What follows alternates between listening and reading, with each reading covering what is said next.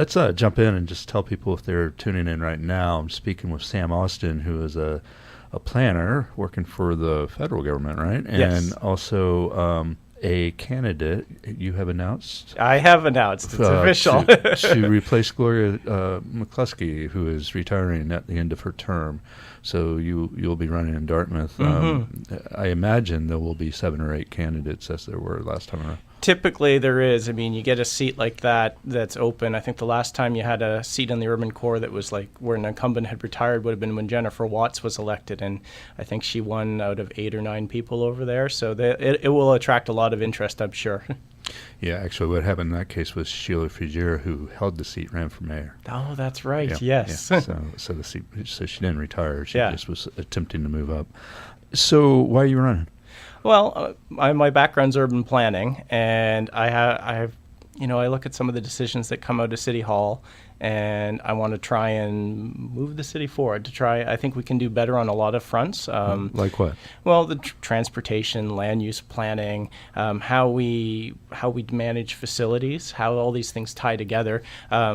If you want, I can dive in anywhere. Well, yeah. I mean, what's the most pressing issue? Well, I think for Dartmouth, the 2 biggies, to my mind, are transportation, like how we get around, and very closely related to that, the decisions we make regarding development. Because there's a lot of development pressure going on in Dartmouth, and there's, for the first time, you actually have new interest in downtown Dartmouth. It had been a long spell, right? And so there's a lot of decision making to go on of like, well, what's the future of this community look like on Portland Street? And if it's not managed well, we could end up in a place where Portland is not this kind of interesting, dynamic kind of retail street that it is now and can be. As I recall, you wrote a post for Spacing about the small buildings Yes. on Portland and your appreciation of that as a kind of stimulating small locally owned businesses. Yeah, I mean, one of the challenges you have in development is, of course, everyone wants to build the space for Shoppers Drug Mart, right? It's hard to get someone to build small space that can provide a home for small business. With Portland Street, what I would love to see is design standards. Just you can still build your tall building. If you look around town, there are a couple examples. But you need to cut up the street level into a way that reflects that traditional rhythm of narrow shops, because all those buildings, they're on narrow lots. And I think that's something that makes Portland Street a very attractive place. It makes it pedestrian scaled, and it means it's a place where small business can thrive, as a lot of these entrepreneurs have come up. Yeah. Don't get me started on my plans to reopen People's Lunch. It's just waiting there, isn't it? Yeah. But my big fear, I live near downtown, and my big fear is that, a Starbucks will move in and just kind of sap all that energy out of it. But so are you going to run on an anti-Starbucks platform? I don't know. I'm not going to be running against Starbucks. I think we can. It is the challenge of how, as an area becomes more attractive, how do you retain what made it attractive in the first place without, you can't, at least not to my mind, you can't just ban Starbucks from coming into the neighborhood. You can't just single them out, right? If government were in that business, I think we'd potentially be going to very dark places once we start picking individuals. I think it's interesting how Starbucks is kind of getting into the booze business, and they know where the money is. They do. Just very quickly, what's your opinion about this? It's a done deal. It's being constructed, this Nova Center. Yeah, my opinion is it's a done deal.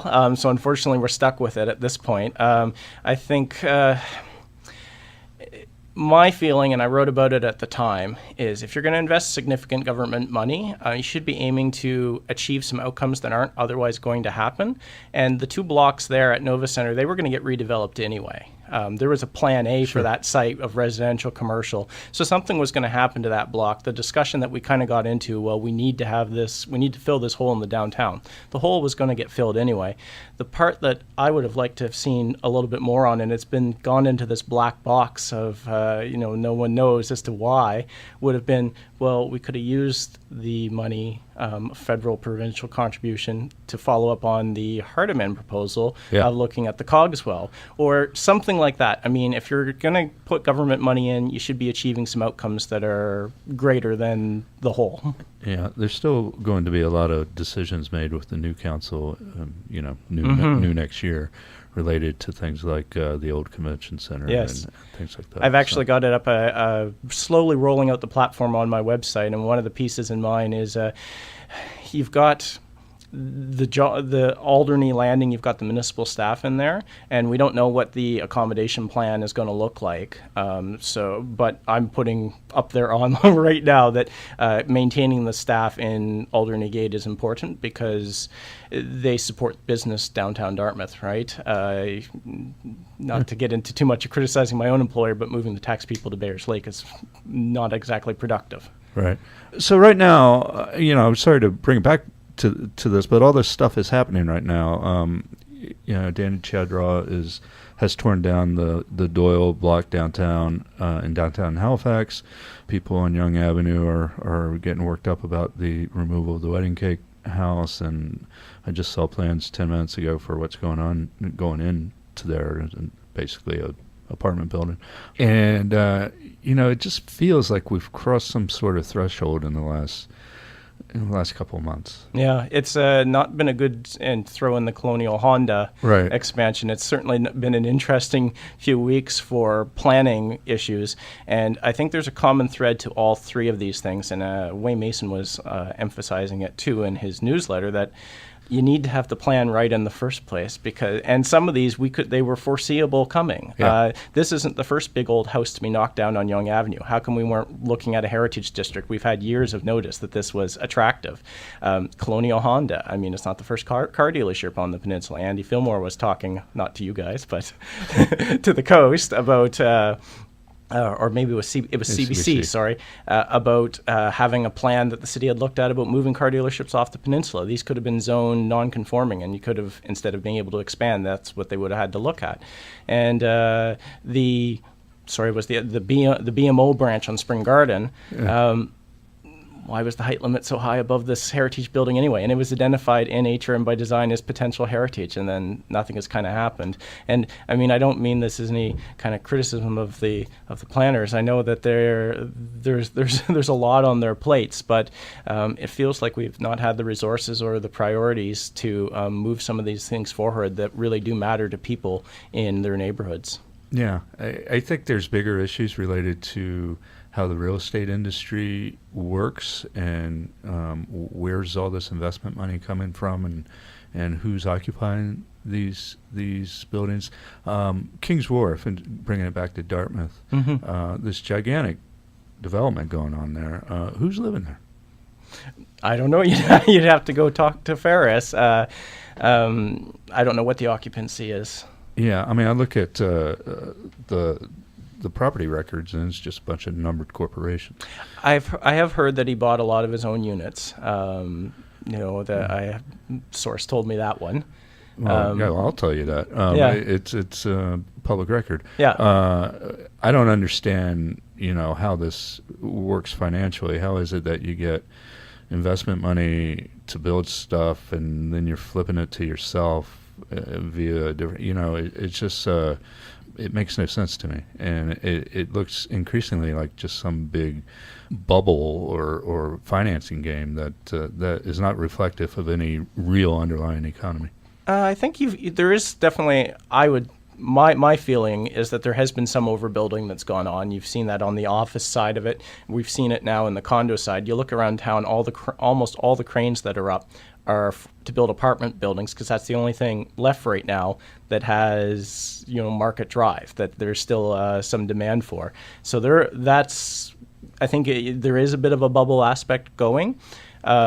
Some of it's driven, of course, money has never been cheaper, right? Your interest rates. And I was reading the other day about construction costs being low. So I think it's been a surge in, and probably what we're going to have happen is some of the older buildings are going to, particularly on the office side, we might see some conversions to residential, or kind of things that used to be Class A will go down the market rates, right? I would feel a whole lot better about all this if the new buildings weren't so ugly. I mean, we seem to be stuck in a 1980s glass fantasy of, Houston North or something. There's nothing interesting about these buildings. The Nova Center is just one piece of garbage. I mean, it's ugly. It's blue glass, green glass, whatever the hell it is, and birds are going to be hitting it, and people are going to go in there to go to work and be dispirited, and people across the street looking at it are going to say, "What's this crap?" And it's just going to be a soul sucker right in the middle of our downtown. It certainly has a large presence in the downtown. I'll mention one building that I always go to as one that's actually been done well, and I think new construction, if we have the rules in place, it can be done well. And if you have the rules and a culture of caring about it, the Vic at the corner of Hollis and Morris, even though it made me homeless because I lived in the old Victorian hotel when I was the last tenant in my apartment, I think it relates very well to the street. The tower is set back. It's broken up with different materials. The only thing I fault them for is I find the fake cornice not all that attractive, but I think it's a modern building that actually works. Anything else we want to say here? Wrap up?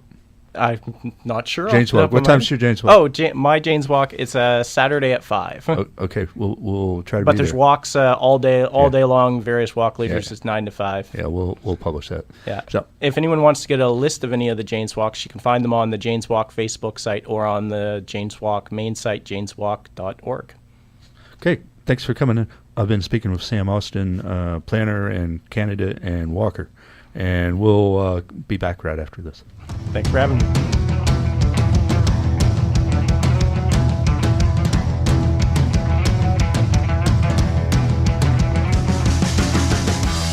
That's a wrap for this week's Examineradio, the weekly podcast and radio show produced by the Halifax Examiner. I'm Tim Bousquet. And I'm Russell Gregg. As always, we'd love to know what you think. If you have comments on what you've heard or story suggestions for future episodes, please send us an email to podcast@halifaxexaminer.ca. Until next week, your phrase is worse than Hitler.